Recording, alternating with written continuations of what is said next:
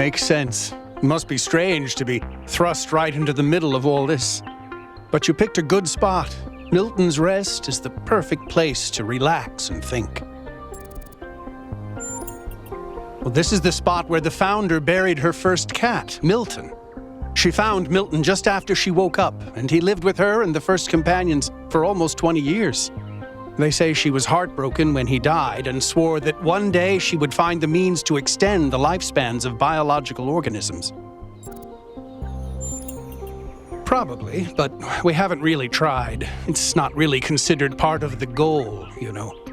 So, unfortunately, our cats still die pretty quickly. You fall in love with them, they become a part of your life, and then they're gone. That's why we built this place, to remember them.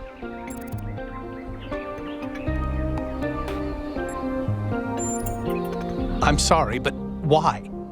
I mean, it sounds profound, but is it really? Death is natural, so is disease, pain, extinction. That doesn't mean we just shrug and ignore it. If we love something, we protect it. Even if I do everything right, eventually I will watch every cat I love die of kidney failure. What's good about that? Putting aside fortune cookie platitudes, how can we look at suffering and death and declare it good?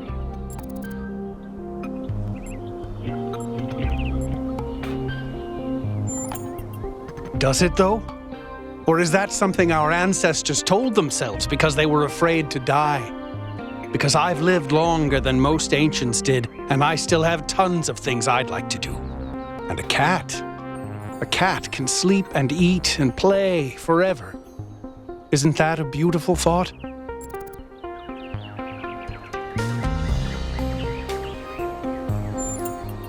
Sure.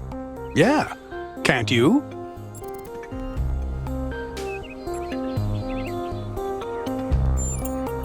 I suppose you're still figuring things out.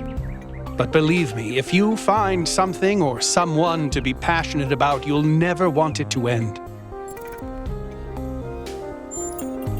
They're incredibly odd creatures. I've had many, and no two are alike. They have strange habits, they do unexpected things, they have zero respect for anyone. They're the weirdos of the animal kingdom, basically. And despite that, or maybe because of it, they end up running your life. I once didn't use my recharging station for almost 15 years because one of my cats liked to sleep in it. I think the most amazing fact about cats is that they self-domesticated, which is another way of saying that they're not properly domesticated at all. They just showed up one day and decided to start living with our ancestors.